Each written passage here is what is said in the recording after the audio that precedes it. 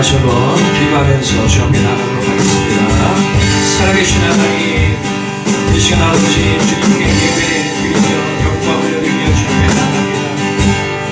아버지, 이 시간 신령과 진정으로 예배하는 이 시간, 주님 이 자리에 인자하여 주시고 홀로 영광 받아 주옵시고, 아버지 하나님 주시는 대로 함께하여 주시고 인도하여 주옵소서.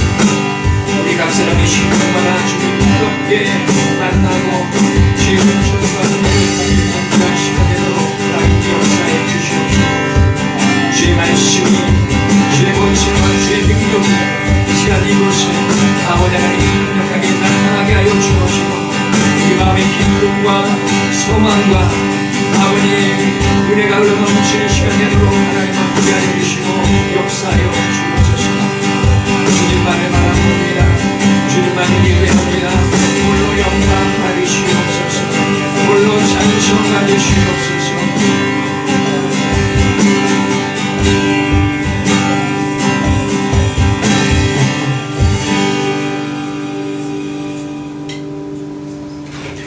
예수께서 이르시되 내가 곧 길이요 진리요 생명이니 나로 말미암지 않고는 아버지께로 올 자가 없느니라.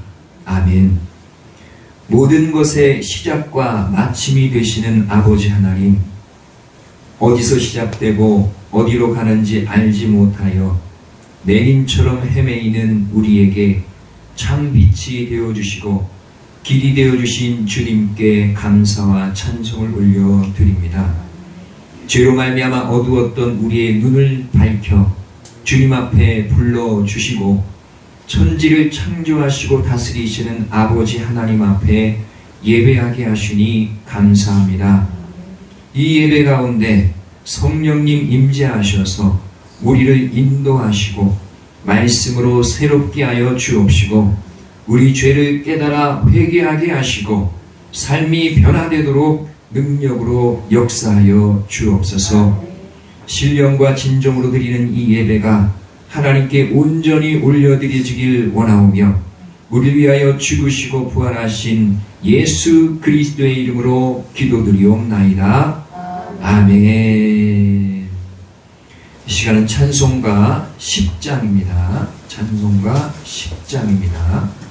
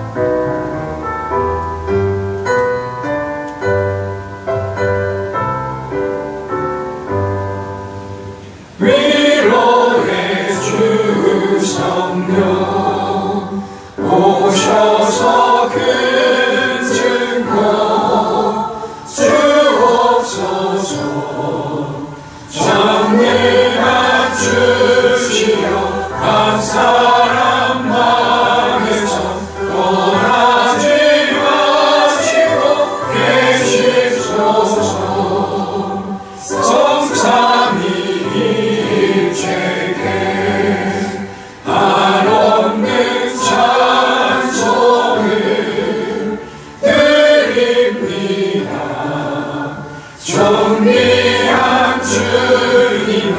영광 중 배우고 영원히 보시게 하옵소서.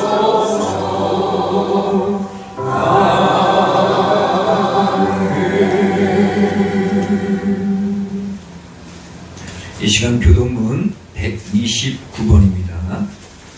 교동문 129번입니다. 종료주일 교동문입니다.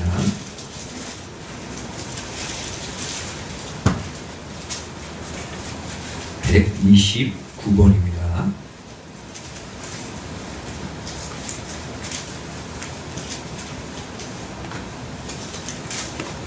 다 같이 일어나셔서 함께 교독하시겠습니다. 시온에 따라 크게 기뻐할지어다. 예루살렘에 따라 즐거이 부를지어다. 보라, 내 왕이 내게 임하시나니 그는 공의로우시며 구원을 베푸시며 겸손하여서 나를 탓하나니 나그의 작은 먹고 나를 희생이라.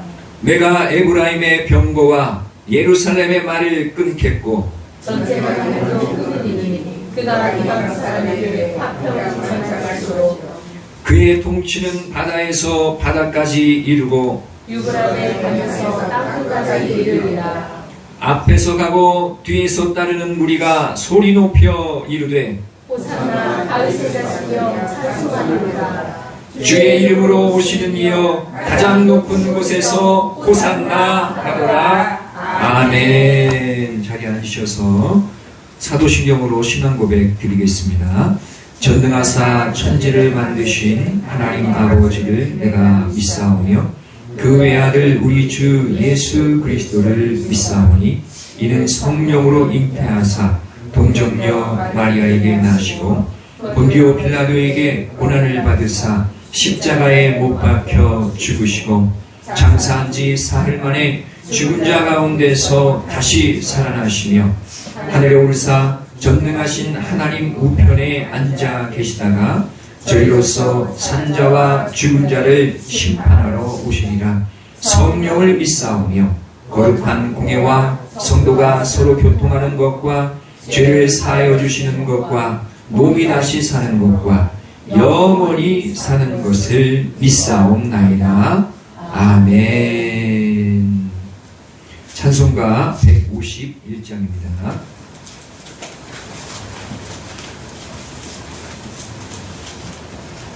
찬송가 151장입니다.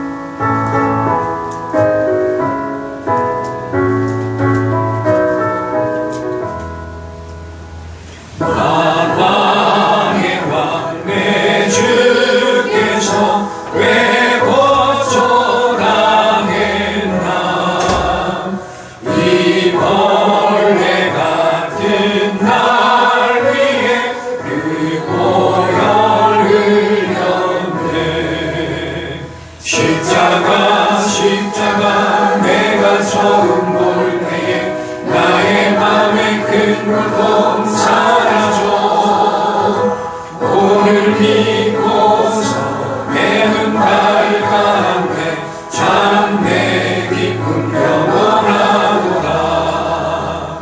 주 십자가 못 박힘은 속죄함 아닌가. 그 긍휼함과 그 은혜 말할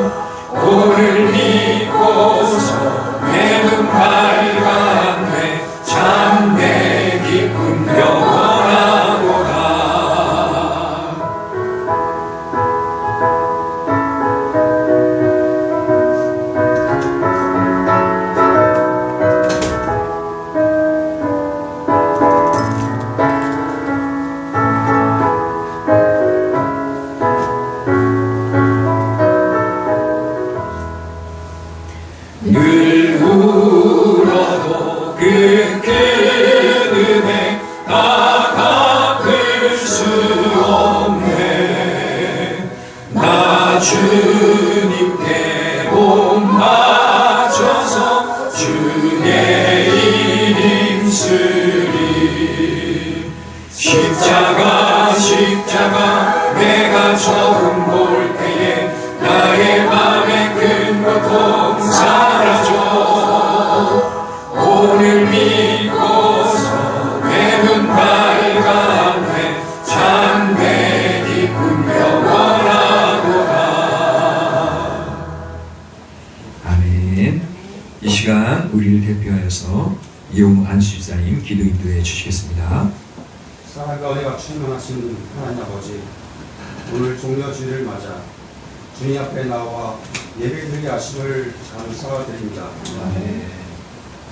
영선이 예루살렘에 입성하신 예수님을 기억하며 우리의 삶 속에서도 주님을 진실한 마음으로 모시기를 원합니다. 그러나 우리의 삶을 돌아보면 여전히 교만과 욕심, 미움으로 살아왔음을 고백합니다. 주님의 십자가 사랑을 기억하며 이 시간 우리의 죄를 회개하오니 용서하여 주시옵소서. 고난주간을 보내며 주님의 고난을 깊이 묵상하게 하시고 형식적인 믿음이 아니라 삶으로 순종하는 믿음이 되게 하여 주시옵소서. 십자가의 사랑을 본받아 이웃을 사랑하고 섬기는 삶을 살게 하여 주시옵소서. 어려운 상황 속에서도 하나님께서 붙드시고 우리의 삶과 가정 위에 평안과 은혜를 더하여 주시옵소서. 오늘 드려지는 예배 가운데 함께하여 주시고 운도교회 26년도표 사랑으로 하나 되는 교회가 되게 하시고 이 시간 겸손의 왕 예수 그리스도라는 말씀을 전하시는 목사님께 성령의 충만함을 더하여 주시고 그 입술을 통해 선포되는 말씀이 우리의 심령을 새롭게 하며 삶의 방향을 바로 세우는 능력의 말씀이 되게 하여 주시옵소서. 몸이 아픈 성도에게는 치유를, 낙심한 자에겐 위로와 소망을 주시옵소서. 문제는 해결받게 하여 주시고 열림은 허락하여 주시고 하나님 은혜를 체험하는 시간이 되게 하여 주시옵소서. 성전에서 헌신 봉사하는 성도들 위에도 하나님의 크신 복으로 채워 주시옵소서. 우리를 위해 십자가를 지신 예수 그리스도의 이름으로 기도드립니다.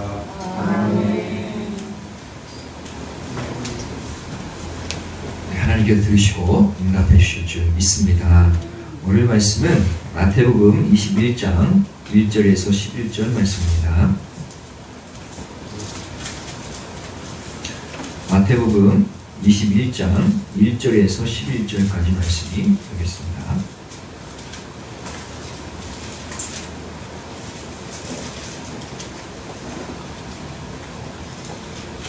마태복음 21장 1절에서 11절까지 말씀, 하나님 말씀 우리 다같이 일어나셔서 받들어 함께 교독하도록 하겠습니다. 그들이 예루살렘에 가까이 가서 감람산 백가게에 이르렀을 때에 예수께서 두 제자를 보내시며 이르시되 너희는 과식한 마음으로 하라. 그리하면 곧 매일 나귀와 나귀 새끼가 함께 있는 것을 보리니 풀어 내게로 끌고 오라. 만일 누가 무슨 말을 하거든 주가 쓰시겠다 하라. 그리하면 즉시 보내리라 하시니 이는 선지자를 통하여 하신 말씀을 이루려 하심이라. 일렀으되 시온 딸에게 이르기를 내 왕이 내게 임하시나니 그는 겸손하여 나귀 곧 멍에 매는 짐승의 새끼를 탔도다 하라 하였느니라. 제자들이 가서 예수께서 명하신 대로 하여 나귀와 나귀 새끼를 끌고 와서 자기들의 겉옷을 그 위에 얹음에 예수께서 그 위에 타시니 무리에 내려가시는 그들의 겉옷을 길에 펴고 다른 이들은 나뭇가지를 베어 길에 펴고 앞에서 가고 뒤에서 따르는 무리가 소리 높여 이르되 호산나 다윗의 자손이여 찬송하리로다. 주의 이름으로 오시는 이여 가장 높은 곳에서 호산나 하더라. 예수께서 예루살렘에 들어가시니 온 성이 소동하여 이르되 이는 누구냐 하거늘 다같이 우리가 이르되 갈릴리 나사렛에서 나온 선지자 예수라 하니라. 아멘. 자리에 앉으시기 바랍니다.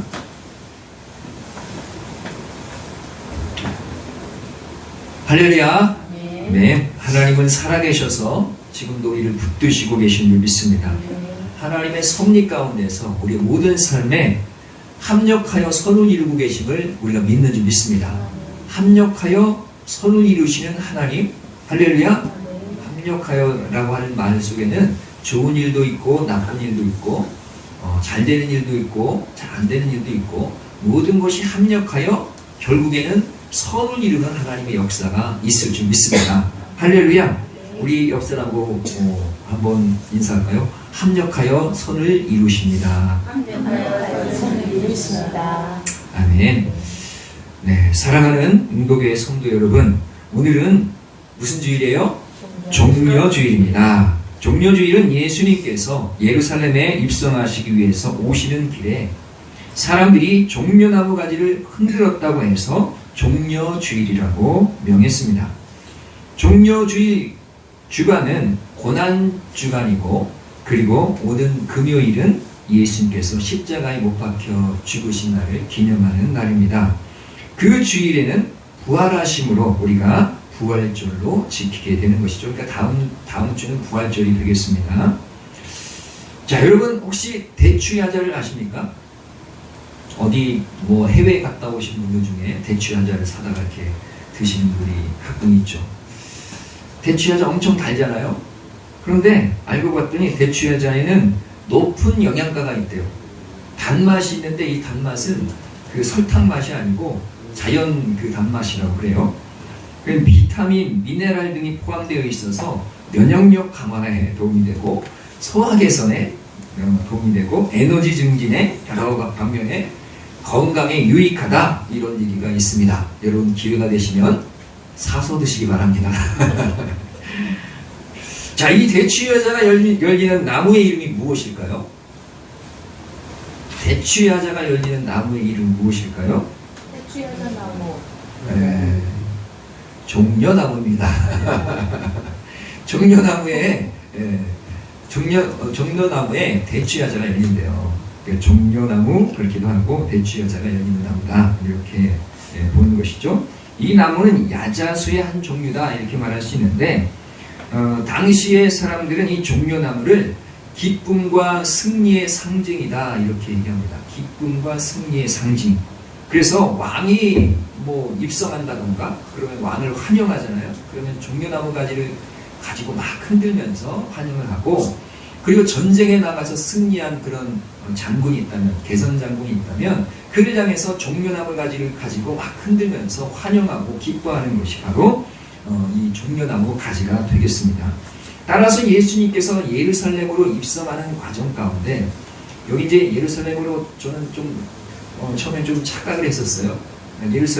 예루살렘에 입성하신다 하면서 예수님께서 성으로 들어가신 줄 알았는데 그게 아니고 이 감람산에서 예루살렘을 향하여 가는 길목이에요. 그런데 그 중간에 골짜기로 되어 있어서 감람산에서 내려왔다가 다시 예루살렘으로 올라가게 되어지는데, 그 감람산에서 내려오는 과정 중에 사람들이 이처럼 환영했던 것입니다.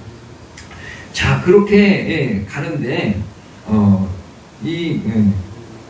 종려나무를 이제 사람들이 막 흔들면서 환영을 한 것이죠.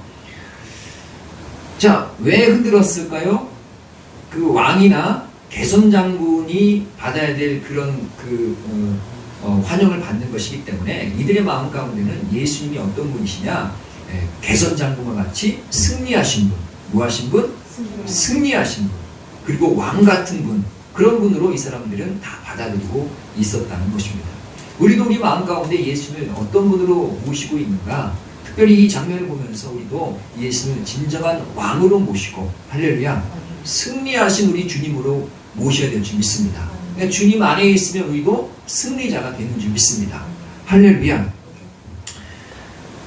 또한 이 사람들이 종려나무를 막 흔들었죠. 종려나무를 흔들 뿐만 아니라 그곳에 자신의 겉옷을 걷어서 이 새끼 나귀의 그 위에다 올려서 예수님께서 안장처럼 앉아서 갈 수 있도록 하기도 하고, 그리고 가시는 그 길목에 바닥에다 깔아줬어요.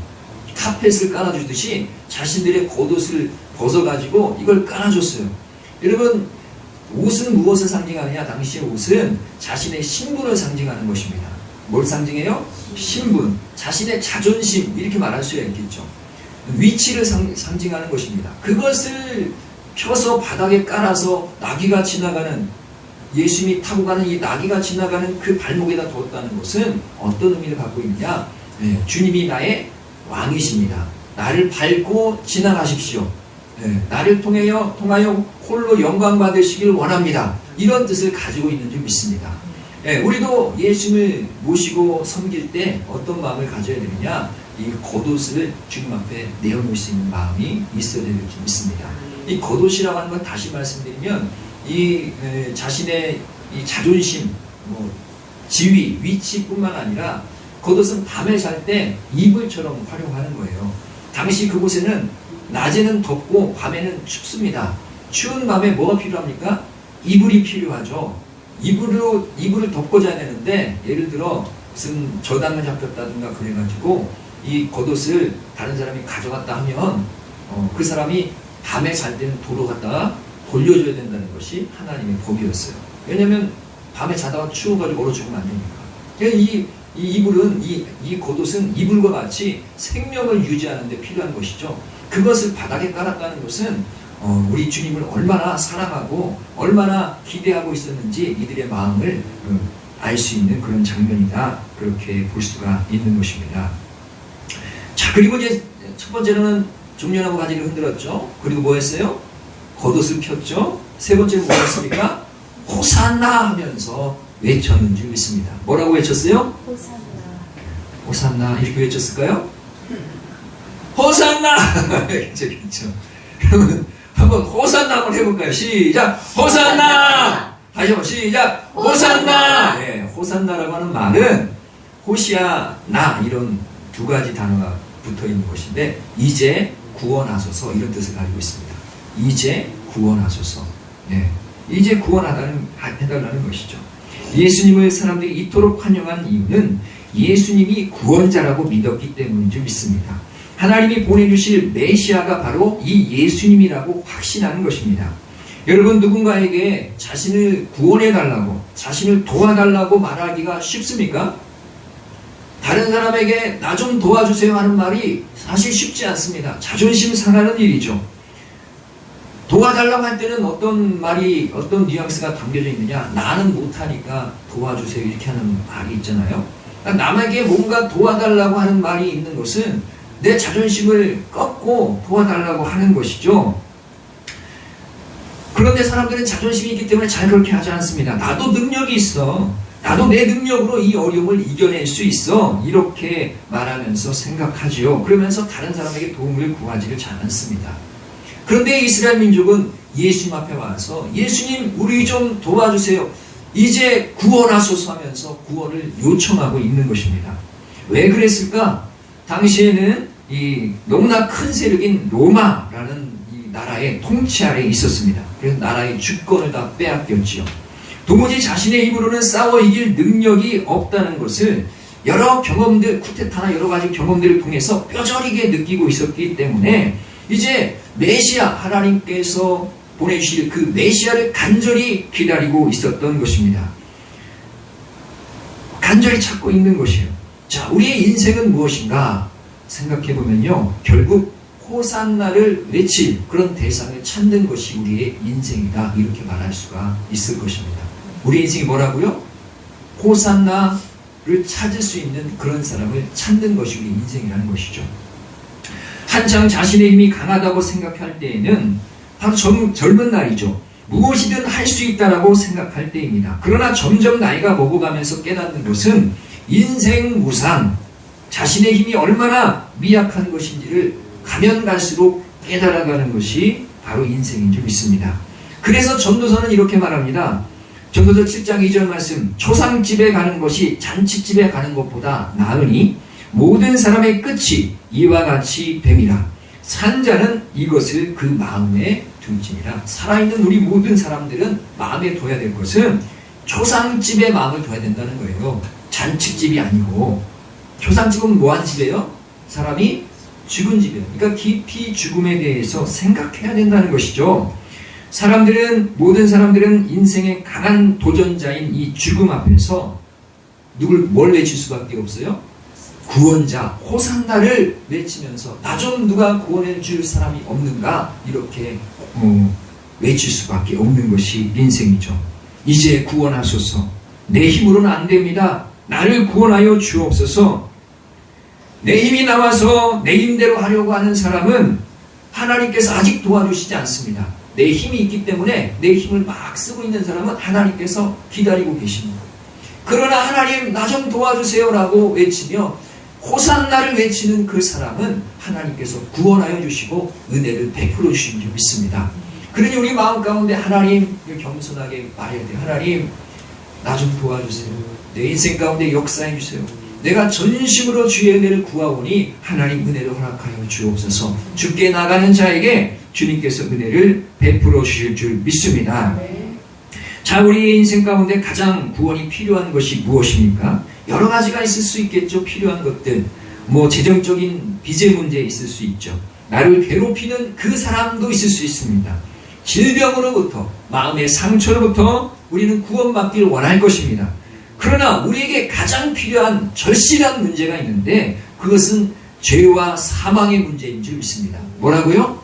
죄와 사망의 문제. 눈에 잘 안 잡히고 손에 잘 안 잡히고 눈에 잘 안 보이는 것 같아도 이 죄와 사망의 문제는 우리의 모든 인생의 근원적인 문제로 역사하고 있는 줄 믿습니다. 우리는 말씀을 통해서 하나님의 이 역사를 통해서 그것을 볼 수 있는 눈이 열려져야 될 줄 믿습니다. 아, 이게 죄로 말미암아 일어나는 일들이구나. 이게 사망의 권세 가운데 역사되어지고 있는 것이구나. 이것이 깊이 깨달아질 때 우리에게 해답의 역사가 있게 될 줄 믿습니다. 해답은 무엇입니까? 호산나. 소리를 높여 누구에게 나가는 거예요? 예수님께 나아가야 되는 것인 줄 믿습니다. 죄와 사망의 문제는 근원적인 문제입니다. 아무리 맛있는 걸 먹어도, 아무리 즐거운 일을 해도, 아무리 좋은 것을 보아도 우리의 입은, 우리의 눈은 만족함이 없습니다. 왜냐하면 아직도 죄와 사망의 문제가 해결되지 않았기 때문인 줄 믿습니다. 재물을 쌓아놓고 자녀가 잘되고 이웃관계가 아무리 좋아도 인기가 많은 연예인, 돈도 많이 벌고 이런 사람이라 할지라도 죄와 사망의 문제가 해결되지 않으면 그 마음의 공허함을 어찌할 수 없는 것인 줄 믿습니다. 그래서 그렇게 인기가 많은 사람도 자살하는 사람도 있고 그냥 허무함에 그냥 인생이 망가지는 사람도 있고 그렇죠. 이 공허함은 하나님 앞에서 해결을 받아야 될 줄 믿습니다. 여러분 마음 가운데 공허함이 있으십니까? 공허함을 느끼고 있습니까? 삶이 바빠가지고 공허함이 느껴질 새가 없습니까? 여러분 가만히 느껴보면 인생이 참 공허하다. 인생이 왜 이런가. 여러 가지 고민과 이 낙심과 절망 가운데 있을 수 있습니다. 그럴 때 누구를 찾아야 됩니까? 하나님을 찾고 예수님을 찾아야 될 줄 믿습니다.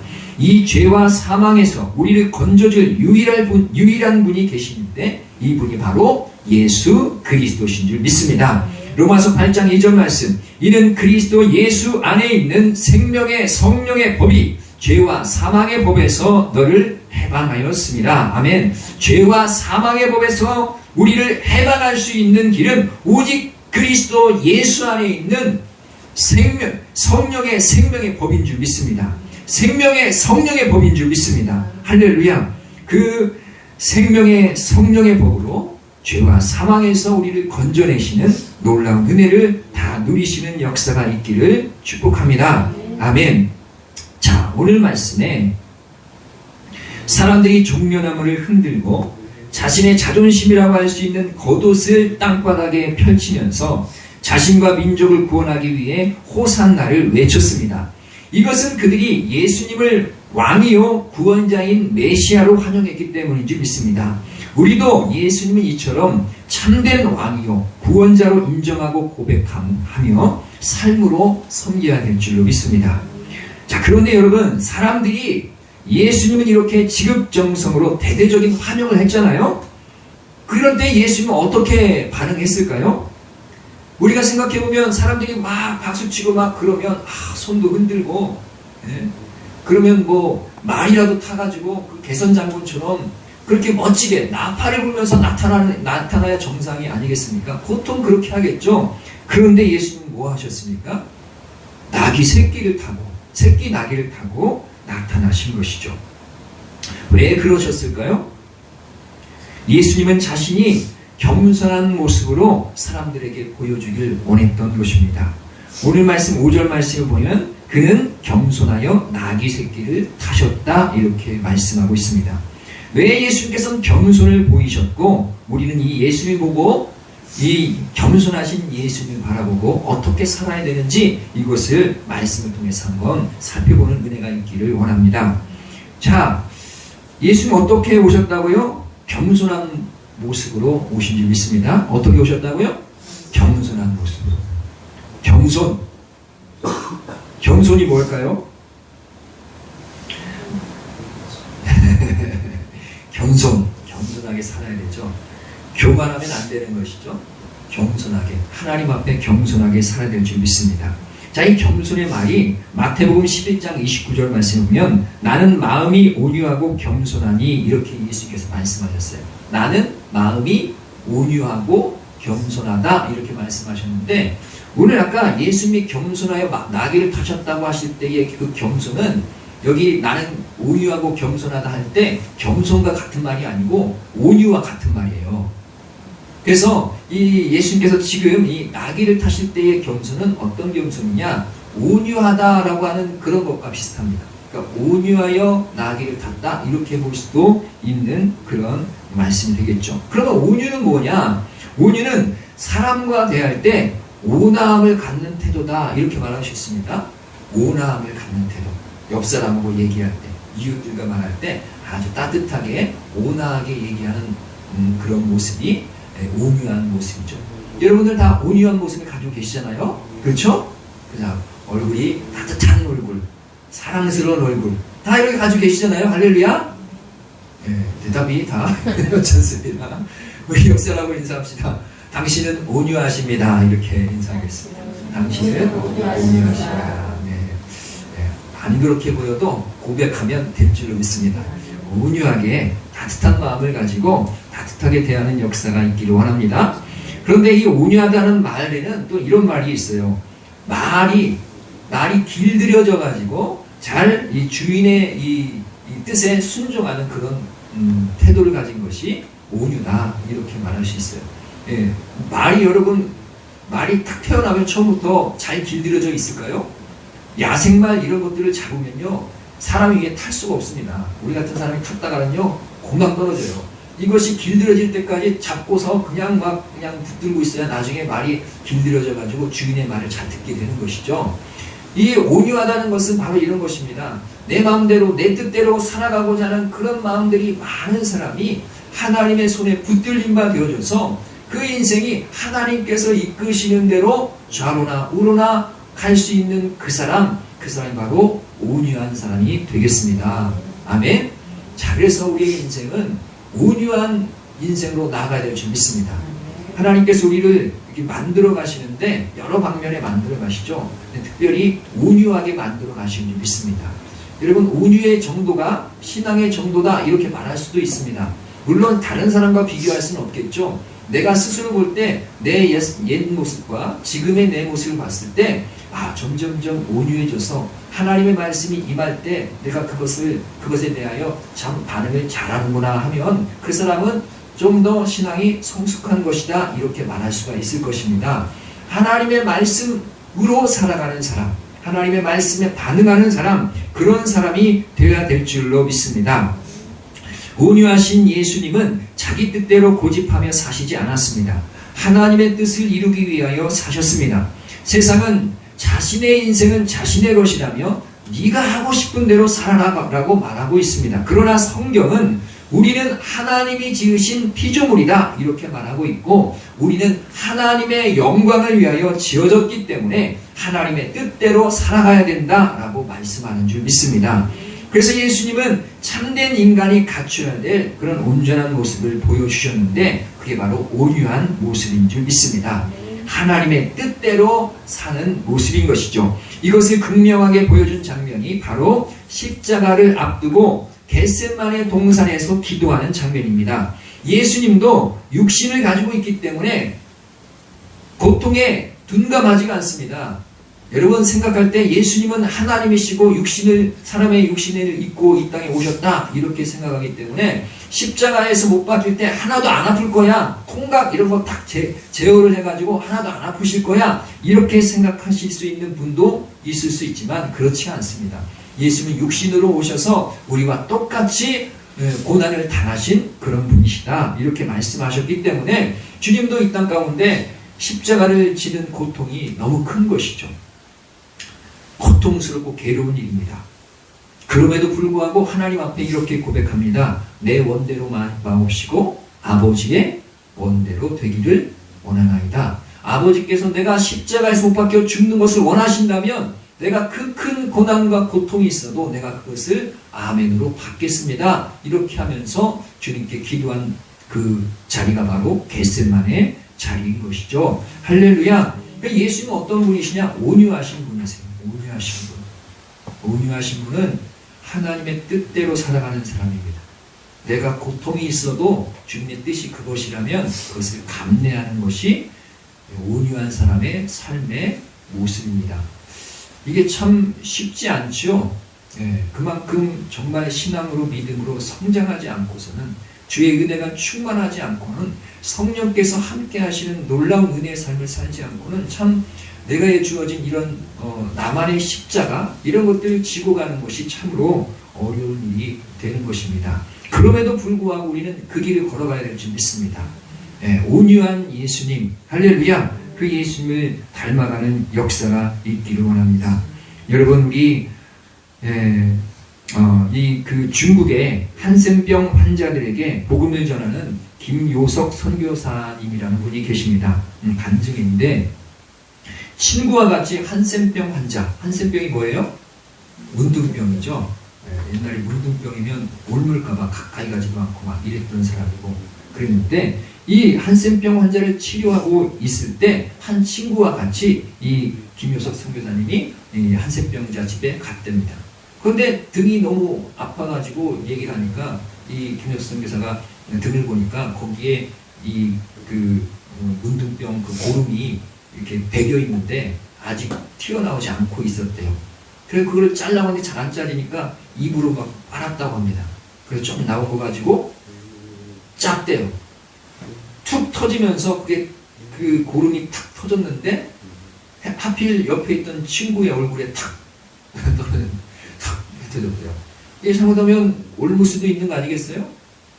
그런데 갑자기 이 친구가 이 그 고름을 탁 튄 얼굴로 눈물을 탁 흘리더래요. 그 장면을 봤죠? 그리고 나중에 가서 물었다고 합니다. 야, 너 한센병 그 병에 옮을까봐 두려워서 눈물 흘린 거니? 이렇게 물었대요. 그랬더니 그 친구가 하는 말이 아니야. 네가 고름을 빨 때 예수님께서 너 옆에 계셨어. 내가 그게 보였거든. 그리고 그것을 잘 보고 그것 때문에 감격하고 있을 때 고름이 탁 터지면서 예수님께서 탁 사라지셨어. 그래서 예수님이 없어진 거 보고 너무 안타까워서 그래서 눈물을 흘린 거야. 이렇게 얘기를 했대요. 그러니까 김효석 선교사님이 정말 헌신적으로 이렇게 살아가는 사랑의 모습, 은혜의 모습을 보여줄 때에 예수님께서 그 곁에 함께 계셨는지 믿습니다.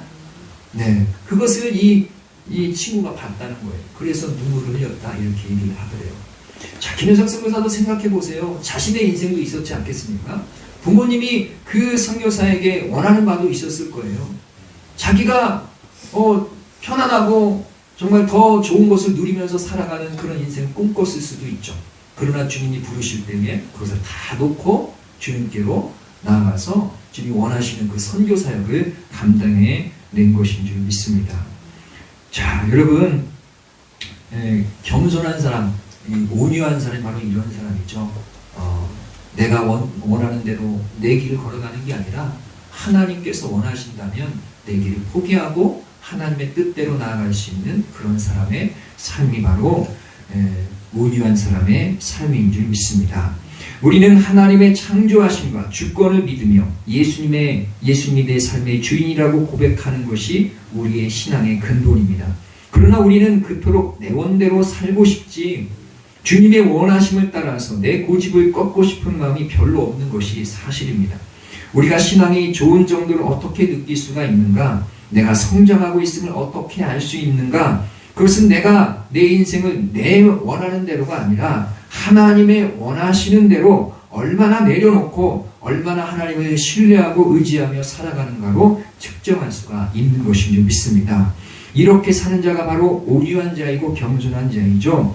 예수님도 육신을 가졌기 때문에 이 아까 그 장면에서 안락하고 멋진 그런 준말을 타고 싶은 마음도 있었을 것입니다. 그러나 예수는 나귀 새끼를 타고 그 예루살렘으로 입성하는 길로 나아가는 줄 믿습니다. 왜냐하면 성경에 이미 기록되어 있어. 예수님께서 뭘 타고 가야 될지를 기록하고 계신 거예요. 5절 말씀 한번 같이 읽어볼까요? 5절 말씀 시작. 시온 딸에게 이르기를 내 왕이 내게 임하시나니 그는 겸손하여 나귀 곧 멍에 매는 짐승의 새끼를 탔도다 하라 하였느니라. 네, 뭘 탔어요? 나귀를 탔대요. 곧 멍에 매는 짐승의 새끼를 탔대요. 그러니까 이 나귀 새끼를 탈 수밖에 없도록 이미 550년 전에 선지자를 통해서 이미 정해 놓으신 거예요. 그러니까 예수님께서는 그 말씀 그대로 자기가 하고 싶은 대로 하는 게 아니라 말씀 그대로 성취하기 위해서 그 뜻을 이뤄가는 줄 믿습니다. 그러니까 우리는 어떤 삶을 살아야 되느냐 예수를 바라보고 온유한 마음을 바라본다고 한다면 내 마음이 그렇다 할지라도 하나님의 말씀이 그러면 그렇게 내 자신을 바꿔야 될 줄 믿습니다. 내 생각은 이게 옳아 보여요. 내 생각이 논리적으로 따져볼 때 이게 옳은 것 같아요. 내가 내 가치로 볼 때 이게 맞는 것 같아요. 그래도 하나님의 말씀이 그렇다 하면 그것을 붙드는 은혜가 있길 원합니다. 그런 자가 온유한 사람인 것이죠. 겸손한 사람인 것인 줄 믿습니다. 자, 예수님께서는 이 새끼 나귀를 타셨는데 왜 하필 나귀도 말도 아니고 나귀도 아니고 새끼 나귀를 타셨을까? 그리고 그 의미가 무엇일까? 첫 번째는 새끼 나귀의 뜻을 한번 생각해 보면 새끼 나귀는 아직 미성숙한 아주 어린 나귀가 아니에요. 이렇게 완전히 어린 나귀. 예수님께서 이 새끼 나귀 새끼를 그 사람을 태울 수 없는 나귀 새끼, 그러니까 아주 작은 그 나귀를 데려다가 거기에 탔으면 그 나귀가 얼마나 괴로웠겠어요. 그러나 그런 작은 새끼 나귀가 아니라 아직 한 번도 짐이나 사람을 태워본 적이 없는 나귀인 것이죠. 그러니까 몸은 커가지고 뭔가 태울 수 있는 그런 힘이 있는데 아직은 한 번도 안 태운 그런 나귀를 말하는 것입니다. 그런 나귀를 예수님께서 타신 거예요. 젊은 나귀다 이렇게 말할 수가 있겠죠.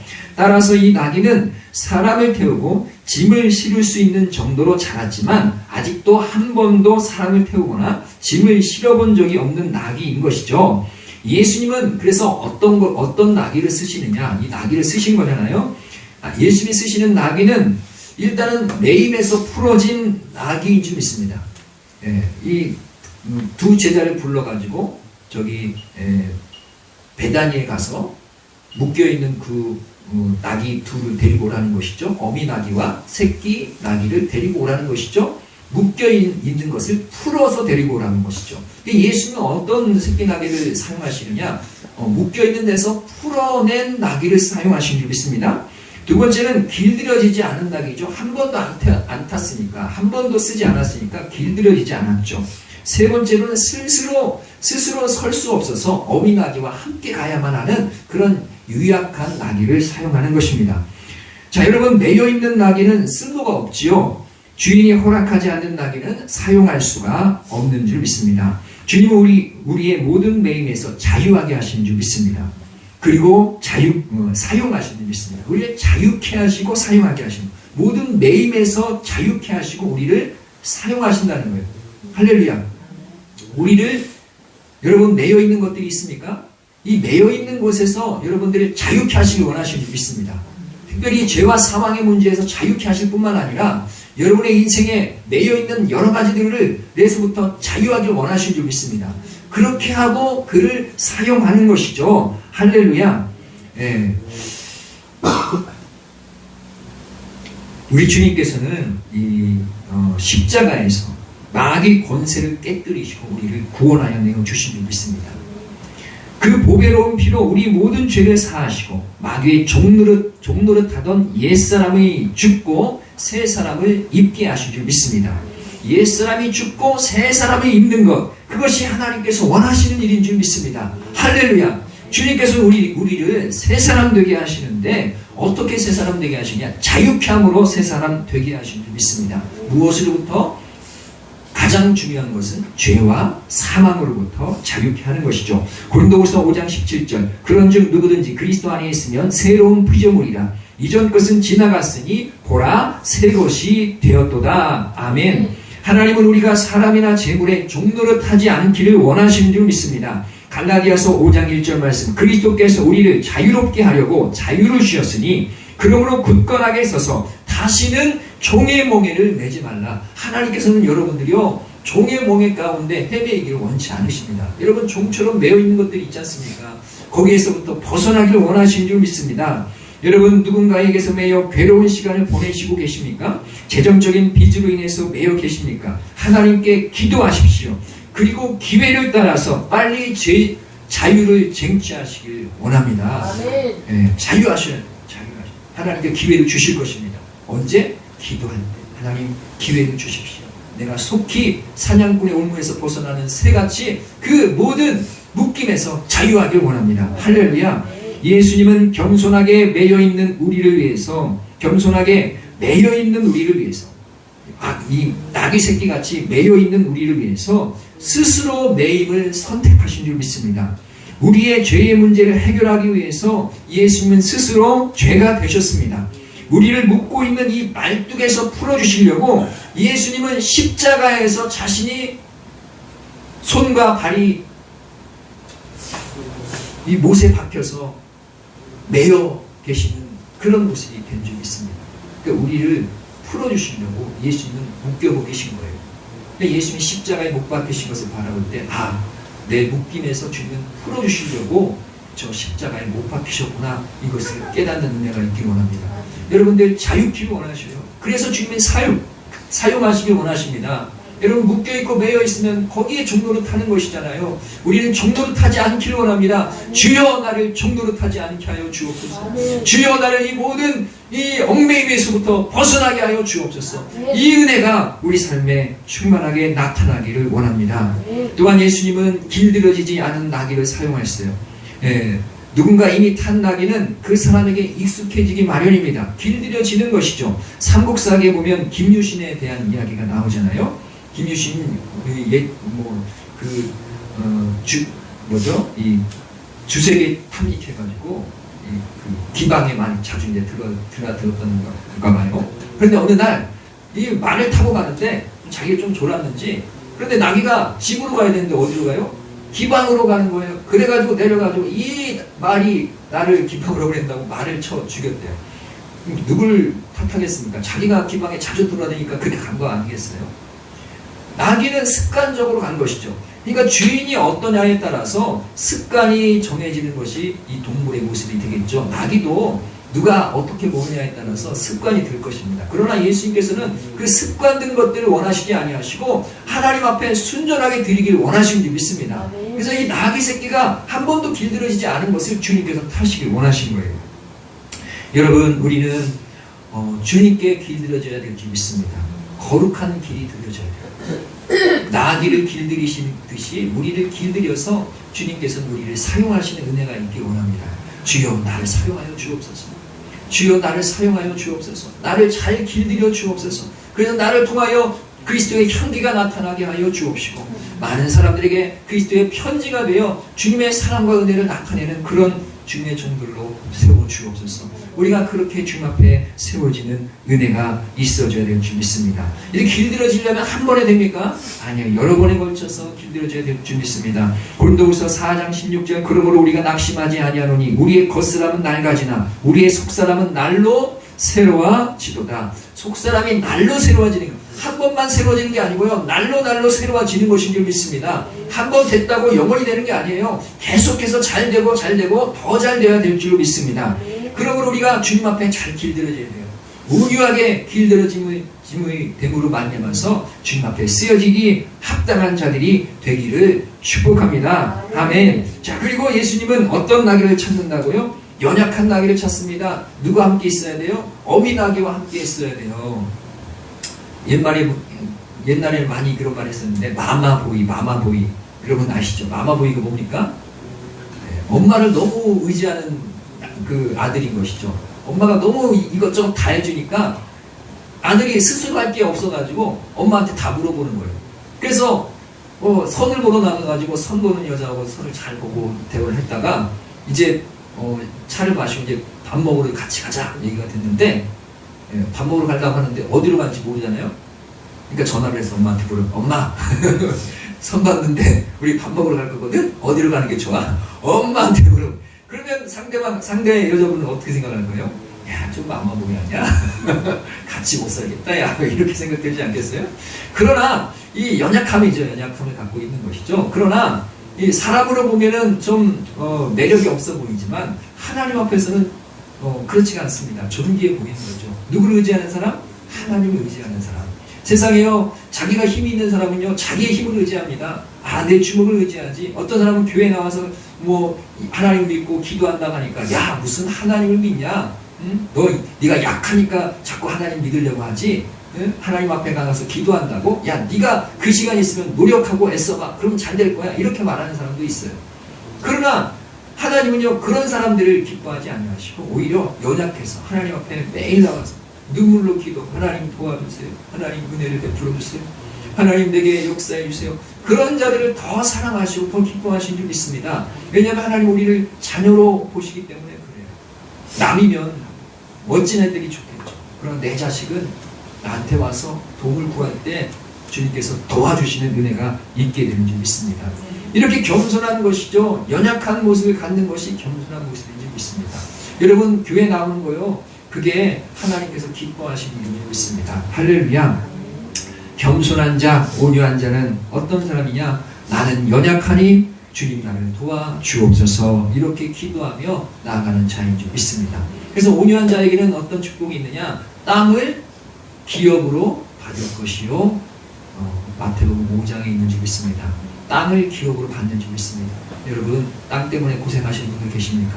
온유한 마음을 품으면 하나님께서 은혜를 베풀어 주셔서 문제를 해결하여 주시고 역사해 주는 역사를 보게 될 줄 믿습니다. 이 말씀이요, 땅을 기업으로 준다고 하니까 육신에 있는 땅만 얘기하는 건 사실 아니죠. 우리가 저번에 말씀드렸다시피 땅이면 뭘 얘기하는 거예요? 사람을 얘기하는 것이죠. 땅을 소유하는 것도 사람이고 사람은 땅에서부터 나왔고, 그 본질이 흙인 사람, 흙인 것이 사람이잖아요. 하나님은 땅을 정복하길 원하는 줄 믿습니다. 그건 바로 땅 투자를 해가지고 땅이 많아지는 걸 원하는 것이 아니라 사람을 낳는 것, 사람을 얻는 것, 사람을 하나님께로 인도하는 것, 이것을 하나님께서 원하시는 것인 줄 믿습니다. 그러나 그런 일을 하면서 하나님 앞에 온유하게 그 삶을 살아가는 자들은 이 땅 가운데서도 하나님께서 더불어 주신 은혜로 인해서 땅도 더 주실 줄 믿습니다. 할렐루야. 그러므로 우리가 믿음으로 살아가는 거예요. 기도로 살아가는 거예요. 그러면서 하나님 이렇잖아요. 오늘 목사님 말씀에 이런 말씀하시는데 하나님 내게도 은혜를 베풀어 주세요. 주님께 기도하며 간구하며 나가는 자들을 하나님께서 어찌 어여삐 보시지 않겠습니까? 여러분 혹시라도요 우리가 구하는 것이 잘못될 수도 있죠. 하나님 보시기에 야 너 그걸 구하는 거 아니야 이렇게 할 수도 있죠. 그러나 그래도 우리는 기도하는 것입니다. 기도하면요 하나님께서 깨닫게 해주셔요. 이렇게 기도하는 게 아니구나 이렇게 깨닫게 하신다니까요. 그러니까 염려하지 말고 근심하지 말고 그냥 있는 대로 하나님께 구하는 거예요. 하나님께 간구하실 하나님께서 길을 열어주시고 깨닫게 하여 주시고 깊이 말씀하여 주시고 은혜를 베풀어 주실 줄 믿습니다. 결론입니다. 오늘 종려주일입니다. 예루살렘에 입성하신 예수님을 환영하며 종려나무를 흔든 것을 기념하여 종려주일이라고 합니다. 사람들은 예수님을 격하게 환영했습니다. 그러나 그것과 어울리지 않게 예수님은 겸손히 나귀 새끼를 타셨습니다. 이는 상징하는 의미가 있습니다. 우리의 매임에서 풀어주시기 위해서 매였던 새끼 나귀를 풀어 끌어오셨습니다.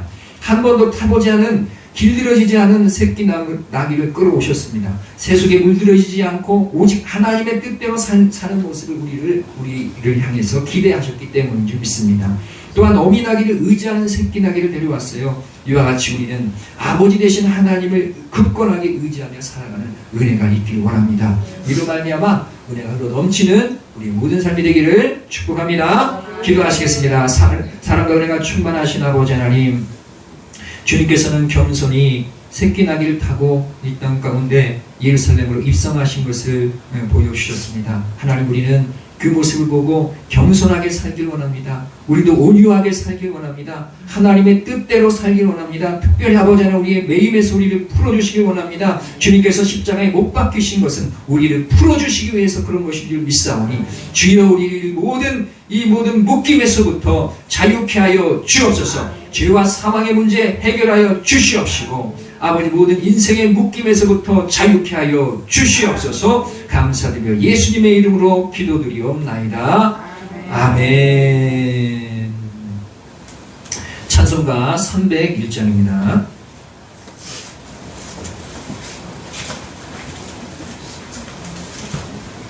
아, 310장입니다. 찬송가 310장입니다.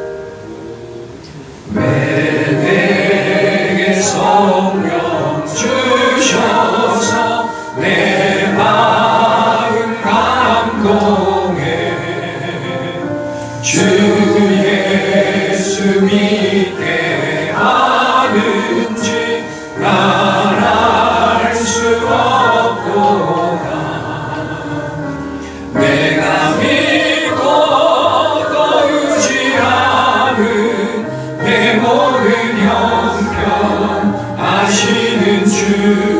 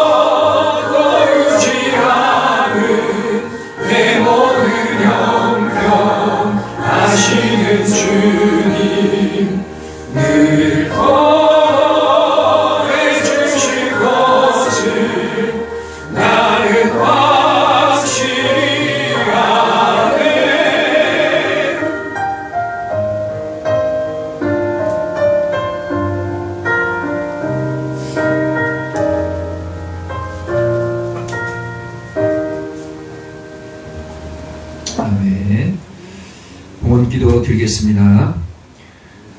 전능하시고 은혜로우신 아버지 하나님, 우리가 가진 모든 것이 주님께로부터 왔음을 고백하며 감사드립니다.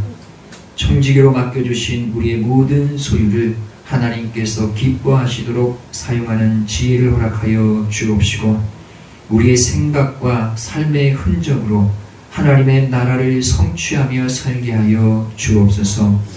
11조와 감사원금, 주일원금으로 드린 이 예물을 주님의 나라와 교회 사역, 복음 전파를 위하여 기쁘게 사용하여 주옵소서.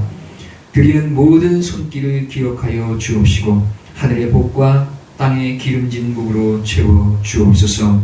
이제 예수님의 이름으로 선포합니다. 병든 자는 치유될지어다. 재정이 묶인 자는 풀어질지어다. 가정의 사랑이 넘쳐날지어다. 자녀들의 삶은 주 안에서 형통할지어다. 모든 관계 속에서 주의 영광을 나타낼지어다. 아멘. 우리 주 예수 그리스도의 이름으로 기도드리옵나이다. 아멘. 광고 시간입니다. 미안합니다. 감사합니다. 사랑합니다. 서로 인사하겠습니다. 미안합니다. 감사합니다. 사랑합니다. 아멘. 자, 오늘은 종료주일로 예배를 드렸습니다. 다음 주일은 무슨 주일이에요? 부활절, 부활주일입니다. 네, 기억하시고 지키시기 원합니다. 자, 그리고 내일부터 토요일까지 고난주간인데 예수님이 우리를 위해서 고난받으신 것을 묵상하면서 경건한 생활을 하시기를 축복합니다. 아울러 고난주간 특별 새벽 예배를 드리고자 합니다. 여러분 어려우시죠? 그래도 힘을 내서 나오시길 축복합니다. 우리 92세 되시는 이옥동 할아버지도 그럼 집사님도 잘 나오시고 계시는데 좀 힘을 내 보시면 좋을 것 같아요. 다른 때보다 한번 고난주간 주님이 날 위해서 십자가에서 고난을 당하셨는데 한번 내가 힘을 내서 해보리라, 그렇게 하시면 좋을 것 같고요. 또 가능하시면 금식도 해보시면 좋을 것 같아요. 옛날에는 금식들을 많이 했는데 요즘은 더 살이 찌고 배가 나왔어도 금식이 덜하는 것 같죠. 우리 뭐 하루에 한 끼라도 아니면 정해서 뭐 한두 끼라도 하면서 주님의 고난에 동참하는 마음, 묵상하는 그런 심령이 있기를 원합니다. 자, 새벽 예배 시간은 지금 6시인데요. 5시 반으로 당기게 됩니다. 월요일부터 내일부터 그렇게 하겠습니다. 착오 없으시길 바랍니다. 성도들의 건강과 재정의 풀어짐을 위해서, 웅도의 영적 변화를 위해서, 우리나라의 안정과 공의를 위해서 기도하시기 바랍니다. 아멘. 축도로 예배 마치도록 하겠습니다. 이제는 우리 주 예수 그리스도의 은혜와 하나님의 무한하신 사랑과 성령의 내주 충만 교통하심이 새끼나귀를 타신 예수님의 겸손하심과 온유하심을 본받아 자신의 생각을 내려놓고 주님의 뜻대로 살기를 원하는 믿음의 권속들 머리머리 위에, 그 가정 위에, 일터 위에, 웅도 위에, 이 나라와 이 민족 위에, 온 교회 위에 이제부터 영원토록 함께 있을지어다. 아멘.